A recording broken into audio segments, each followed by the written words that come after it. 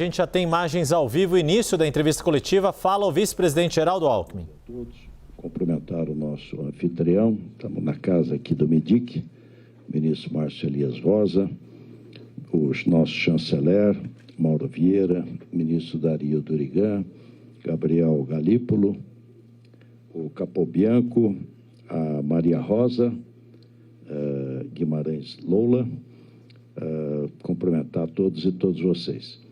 Acho que primeiro destacar que a medida é injusta e descabida.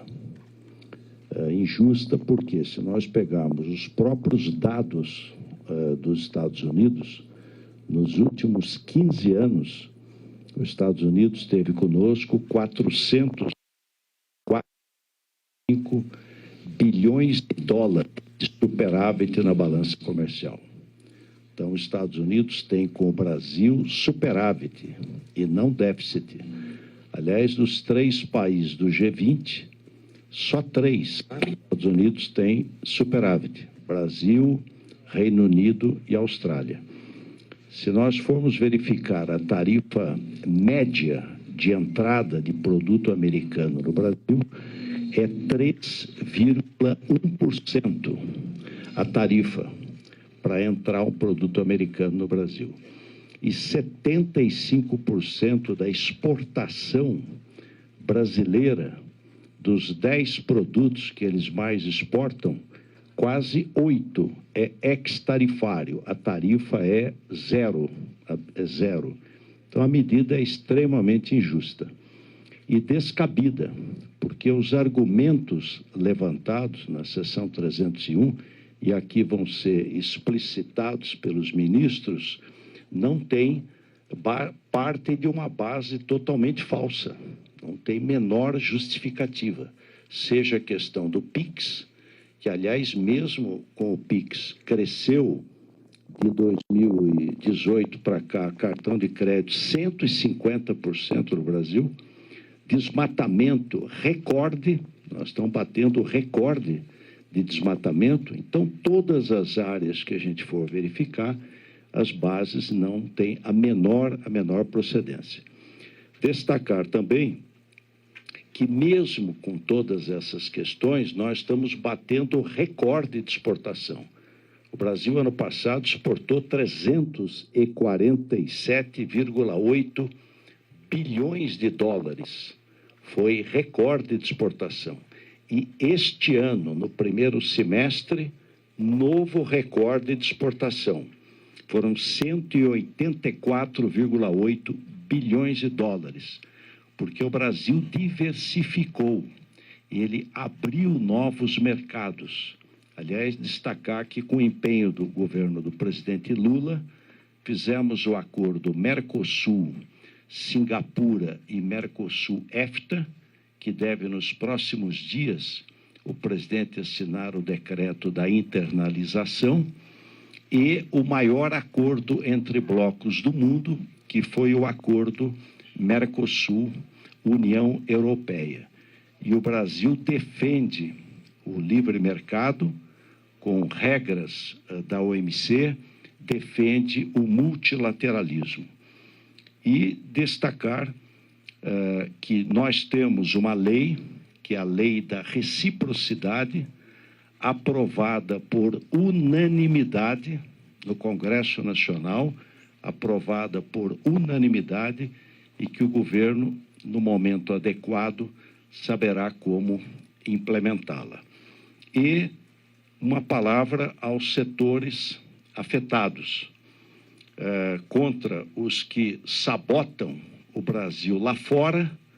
O governo do presidente Lula trabalha para apoiar quem trabalha aqui dentro, quem ajuda o Brasil a crescer e a nossa economia. Então, o governo terá um programa de apoio aos que aqui dentro estão labutando, trabalhando e que tenham aí problemas. E a Apex, o BNDES, a BDI, vão fazer um empenho redobrado para a gente abrir novos mercados, conquistar novos mercados e crescer ainda mais o comércio exterior.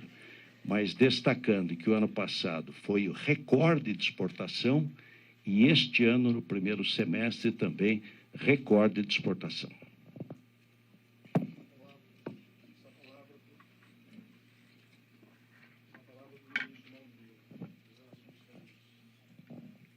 Muito obrigado, senhor vice-presidente Geraldo Alckmin, caros colegas, membros da mesa.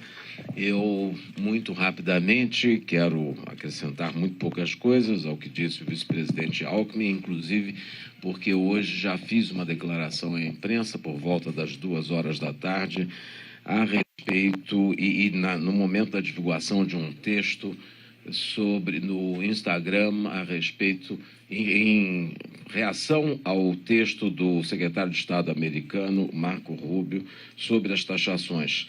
Eu gostaria só de dizer que desde março de 2025, o governo brasileiro manteve mais de 30 reuniões presenciais, virtuais ou por telefone nos níveis presidencial, ministerial e técnico com autoridades americanas. O vice-presidente Geraldo Alckmin, que estava na função também de ministro da Indústria e Comércio, liderou essas reuniões e foi testemunha sempre do interesse brasileiro em negociar e discutir.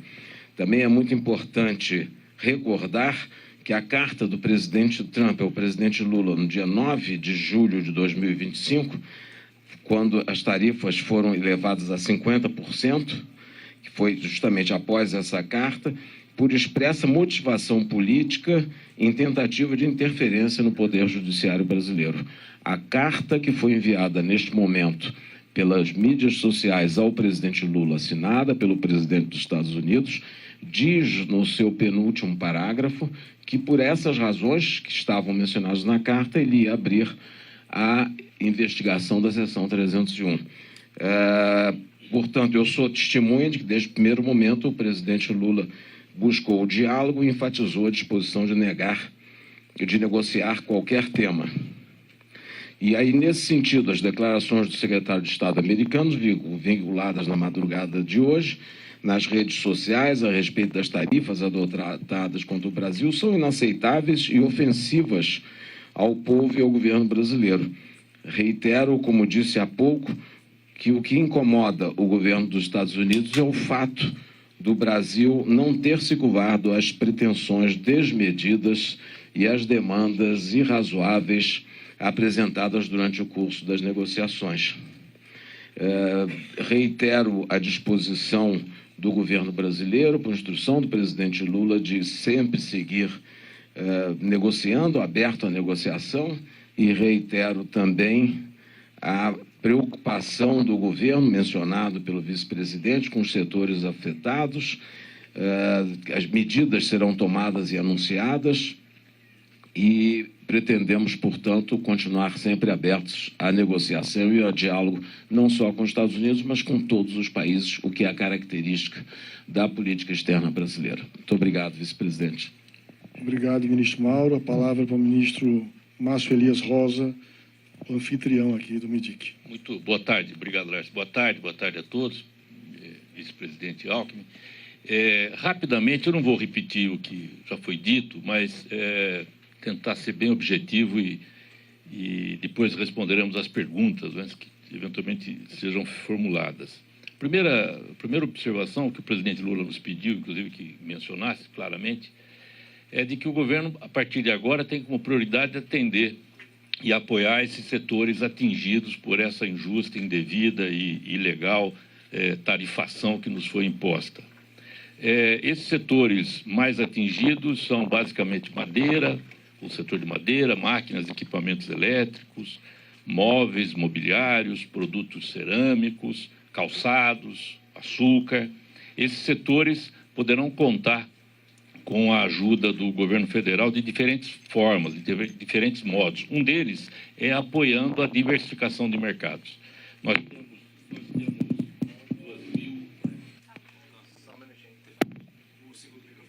O segundo microfone está chegando. É isso? 2.400 empresas exportadoras para os Estados Unidos.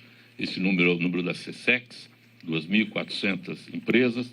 Essas 2.400 empresas apoiadas pela Apex vêm diversificando mercados. Do ano passado para cá, 74% já estão acessando outros mercados.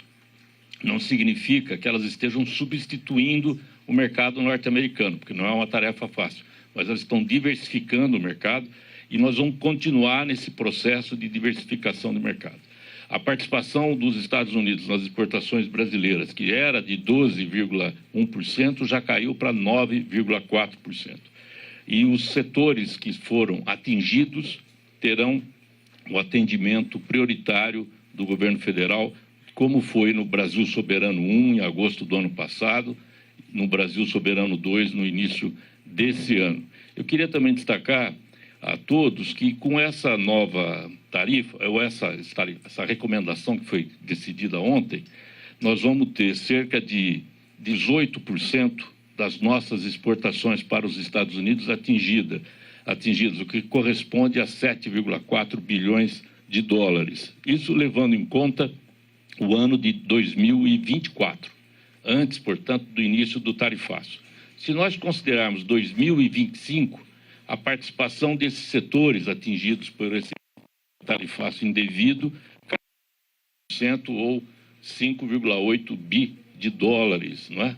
Entra em vigor no dia 22 de julho e para os bens, as mercadorias que estão em trânsito até o dia 29 de julho. Aquilo que for desembaraçado dia 29 de julho, até lá não tem a aplicação desses 10%. Eu queria destacar também que nós, com essa nova decisão do presidente Trump, nós temos, sem tarifa na nossa pauta exportadora, 57% do que a gente exporta para os Estados Unidos.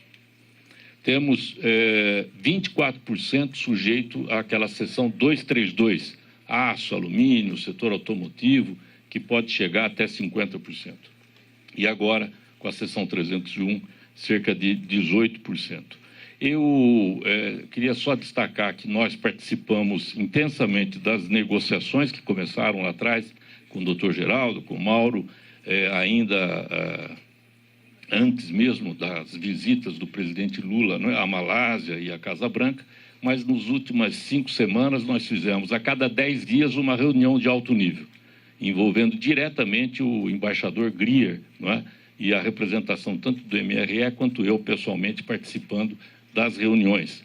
Nós tivemos 5 reuniões de alto nível, diretamente com o embaixador Grier, e outro número igual de reuniões técnicas, de nível técnico, além da apresentação pelo Ministério das Relações Exteriores dos memoriais, documentos, de todas as informações do âmbito da 301. A última reunião foi na terça-feira. Em todas as reuniões, nós discutimos claramente quais eram os pontos negociáveis ou inegociáveis e nos afastamos, óbvia e evidentemente, de qualquer pretensão que pudesse expor ou a violação daquilo que é o interesse nacional, soberania nacional, como é o caso do PIX, ou aquilo que poderia representar um grande dano, um prejuízo para o setor industrial brasileiro.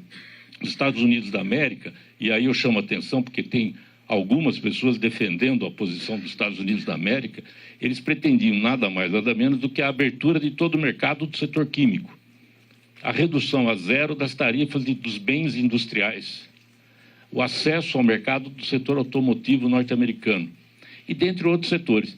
É óbvio que nessas discussões de altíssimo nível, técnicas, nós precisamos deixar claro o tempo todo que o governo do presidente Lula e o governo brasileiro jamais celebrará hoje ou qualquer data, qualquer tipo de acordo que possa representar a violação dos interesses do país, do setor produtivo, das brasileiras e dos brasileiros. Basicamente é isso. Obrigado, ministro Márcio. Passa a palavra ao presidente do Banco Central, Gabriel Galípolo. Obrigado, boa tarde a todos. Os argumentos contra o PIX acho que configuram o caso mais flagrante de entendimento de que, na verdade, os argumentos são algum tipo de desculpa para você tentar criar algum tipo de lógica, entre várias aspas, para você aplicar uma tarifa que inicialmente havia sido apontada a partir de uma lógica relativa a resultado de balança comercial, como bem falou o ministro Márcio, e depois precisou ser alterada, e no caso do PIX isso fica muito evidente, O Pix ele cumpre uma das funções do dinheiro de meio de pagamento de forma digital. Eu podia aqui falar um pouquinho sobre as questões de rede, por que faz sentido ser desse jeito, mas eu vou tentar usar como exemplo aqui uma outra metáfora para a gente poder explicar o quão pouco sentido faz a argumentação. Seria mais ou menos como você tentar dizer que você, ao criar o saneamento básico, prejudicou a receita de quem tem caminhão-pipa, basicamente. Por mais estapafúrdio que possa parecer esse argumento, mas nem ele se comprovou verdade. Uma vez analisado o que aconteceu efetivamente a partir da implementação do Pix, o mercado de cartão de crédito cresceu 150%, como bem disse o vice-presidente Geraldo Alckmin.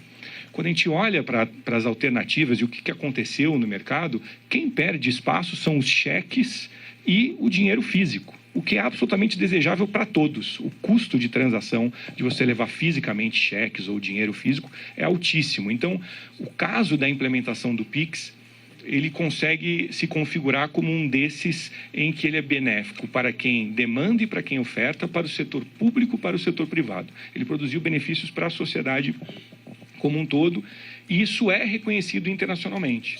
A gente tem manifestações do FMI, do BIS, que é o Banco Internacional de Compensações, que seria tipo um banco central dos bancos centrais. O próprio Paul Krugman, que é um economista estadunidense que ganhou o Prêmio Nobel de Economia, disse que talvez o Brasil tenha inventado o futuro do dinheiro, né? E mesmo um CEO, um presidente de uma das duas principais bandeiras, que supostamente seriam entre as empresas que teriam algum tipo de prejuízo com o Pix, o que não é corroborado pelos números, como a gente acabou de comentar, falou publicamente, não há o que se criticar do Pix, né? Então, fica bastante evidente de que o Pix é hoje uma referência internacional. O Banco Central já assinou com mais de 47 outros bancos centrais, termos de cooperação técnica para que o Banco Central possa transferir tecnologia e esses outros bancos centrais possam desenvolver o seu sistema de pagamento instantâneo também.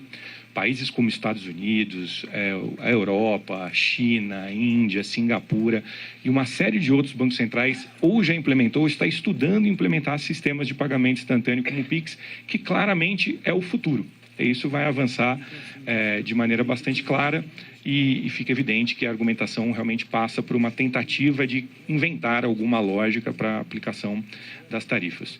Do nosso lado, do lado do Banco Central, a gente vai seguir sempre fornecendo o Pix como algo gratuito, seguro e instantâneo, e seguir na evolução técnica do Pix em cooperação com outros bancos centrais para que cada vez mais a população brasileira possa ter acesso a serviços financeiros de maneira mais segura, mais rápida e com maior inclusão financeira. Agradeço as palavras do presidente Galípolo. Passo a palavra ao ministro João Paulo Capobianco, do Meio Ambiente e Mudança do Clima. Boa tarde a todos e todas. Os argumentos utilizados pelo governo norte-americano para justificar as tarifas são absolutamente improcedentes, não tem nenhum fundamento técnico, não está baseado em nenhuma informação comprovável. Ao contrário, ela é, inclusive, surpreendentemente modificada agora recentemente, porque no início o governo norte-americano afirmava que o Brasil tinha um descontrole do desmatamento, que crescia de forma intensa e que isso justificaria essa tarifa. Nós, como foi dito pelo ministro Mauro, participamos de várias reuniões, preparamos vários documentos demonstrando tecnicamente, inclusive utilizando auditorias independentes sobre os avanços da conservação. Na Amazônia, nós reduzimos 50% do desmatamento nos 3 últimos anos e este ano seguimos reduzindo. Aliás, recentemente a imprensa noticiou uma queda recorde do desmatamento no mês de junho, caindo 38%, sendo que no primeiro semestre de 2026 nós tivemos o menor índice da última década, desde o início do novo monitoramento promovido pelo Instituto Nacional de Pesquisas Espaciais. Verificando que seria impossível seguir acusando o Brasil de aumentar o desmatamento de forma descontrolada, apareceram com uma nova informação, essa ainda mais falsa. Qual é a nova informação? De que o Brasil estaria desmatando ilegalmente e inundando o mercado internacional com madeiras de origem ilegal, prejudicando diretamente a participação das empresas norte-americanas no mercado. Isso é absolutamente inverídico, por dois motivos. Primeiro, porque o Brasil tem uma participação muito pequena no mercado internacional de madeira. O Brasil participa, melhor dizendo, apenas com 0,65% de todo o mercado internacional de madeira. Portanto, uma participação muito pequena. Segundo, porque a nossa madeira não é a mesma que é produzida nos Estados Unidos pelas indústrias norte-americanas. Todo o parque industrial norte-americano se baseia na madeira floresta temperada, que é a floresta que existe naquela região, no hemisfério norte. Essa madeira, que é o pinus principalmente, não concorre e não compete com a madeira das florestas tropicais, que são chamadas madeiras de lei, que são para outros usos. Portanto, não há nenhuma competição entre essas madeiras. Mas mesmo se houvesse competição, a acusação da ilegalidade é absolutamente inverídica. Por quê? Porque o sistema de exportação de madeira é hoje um dos mais rigorosos de todo o sistema de controle ambiental, por exigência, inclusive, do mercado internacional. Toda a madeira exportada é certificada. Ela tem o seu acompanhamento desde a origem na floresta até o embarque. No embarque, os técnicos do IBAMA e da Receita Federal do Brasil monitoram as cargas.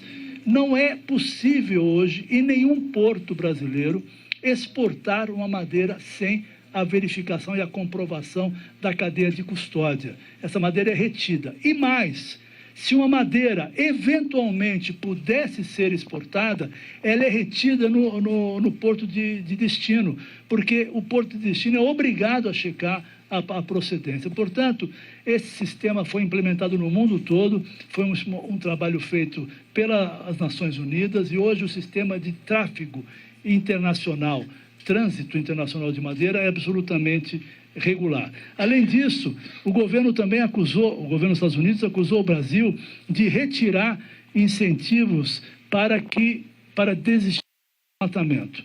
Ora, é um absurdo. O Brasil, nos últimos 3 anos, aprovou 4 resoluções do Conselho Monetário Nacional justamente para estimular a atividade rural, a observar as restrições ambientais, a destinar incentivos a quem procede de forma regular, estimulando boas práticas. Hoje, quem faz boas práticas no Brasil tem abatimento na taxa de juros, que é um incentivo absolutamente fundamental, que está reorientando a atividade agropecuária brasileira. Portanto, é com indignação que o Ministério do Ambiente vê todo o trabalho realizado pelo Brasil sendo distorcido para ser utilizado numa justificativa de, como já foi dito aqui, uma taxação ilegítima, absolutamente irregular.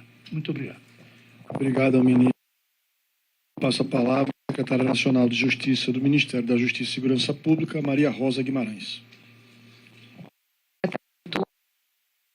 Aqui muito do que já foi dito, em função de as alegações dos Estados Unidos no tema de anticorrupção também ignorarem todas as informações, dados, fatos, estatísticas que o governo brasileiro apresentou ao longo desse extenso processo que contou, como foi dito aqui, por mais de 30 reuniões. Inclusive, as falsas e injustas alegações, muitas vezes são aqui corroboradas supostamente por dados desatualizados. O primeiro que eu gostaria de destacar é o relatório da OCDE de 2023, que trata, na verdade, de dados do governo anterior, quando nós já temos o relatório de 2026 da OCDE, que reconhece os avanços relevantes do Brasil no fortalecimento das políticas de combate à corrupção, à lavagem de dinheiro e ao crime organizado. Então, como nós sabemos, o tema da corrupção caminha junto com o da criminalidade.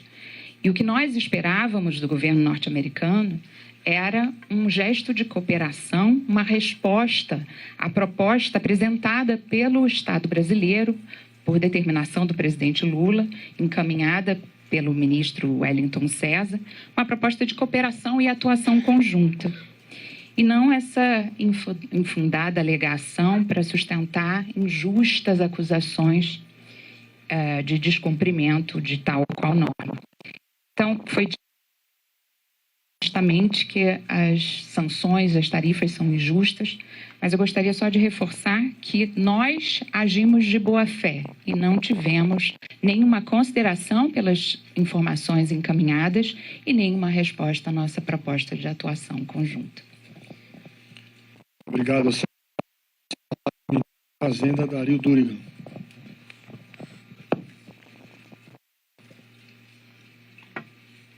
Primeiro, boa tarde a todos vocês que estão aqui. Primeiro, a gente precisa colocar em pratos claros que se trata de uma interferência indevida externa. Possível, do ponto de vista do governo, essa interferência externa, seja ela política, seja ela econômica, seja ela uma forma qualquer de afugentar e constranger o Brasil, as famílias brasileiras, os empresários e os trabalhadores brasileiros. É inadmissível que isso aconteça nessa altura do campeonato. A política econômica de um país ela é feita para os seus cidadãos, não para atender o secretário de Estado de um outro país, sinalizando com um programa de governo de transição para atender às suas prioridades estrangeiras. É para reduzir desigualdade, melhorar o bem-estar das famílias, combater privilégio e injustiça, que a gente adota uma política econômica num país. Portanto, eu preciso dizer, como ministro da Fazenda do Brasil, que essa medida, baseada em motivação falsa, ela fere o senso mais básico do nosso patriotismo. Em especial, quando a oposição brasileira usa isso de muleta eleitoral, sem considerar os interesses do nosso povo. O segundo ponto, ressaltando o que já foi dito, o governo considera as tarifas ilegítimas, pois fundadas em argumentos falsos. O que atrapalha o consumidor norte-americano e o empresário brasileiro são as tarifas, que aumentam o custo para o consumidor norte-americano, atrapalham o empresário brasileiro que se esforça, que investe para expandir a exportação brasileira e reduz a participação dos Estados Unidos, como disse o ministro Márcio, na balança comercial e no comércio bilateral entre Brasil e Estados Unidos.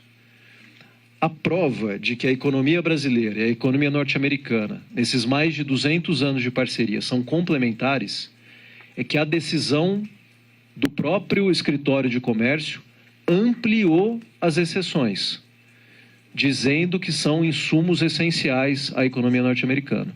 São mais de 2.000 exceções de itens da economia brasileira, da pauta de exportação, que foram consideradas numa ampliação pelo escritório comercial, se dizendo essenciais à economia norte-americana.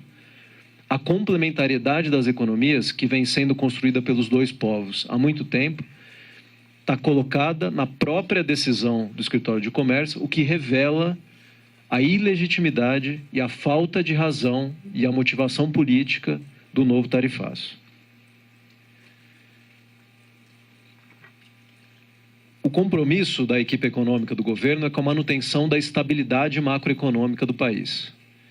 E eu preciso dizer à opinião pública brasileira que a nossa estabilidade macroeconômica está mantida e estará mantida a despeito da interferência externa dos Estados Unidos. Com isso, eu não quero menosprezar o impacto negativo que, porventura, venha a se abater em alguns setores.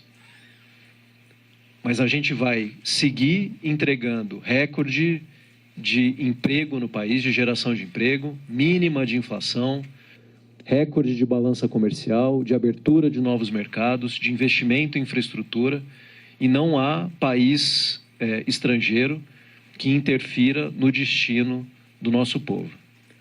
O governo federal esteve desde sempre ao lado das nossas empresas.